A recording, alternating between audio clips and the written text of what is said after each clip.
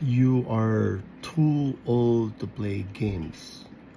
Go outside and touch the grass.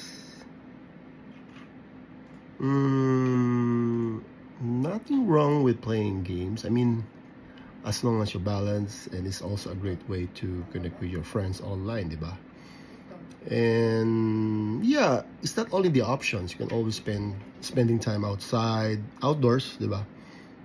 Playing any sports like basketball or whatever, playing with your kids. But for me, the ultimate goal here is to enjoy your hobbies and taking care of yourself, balance things out.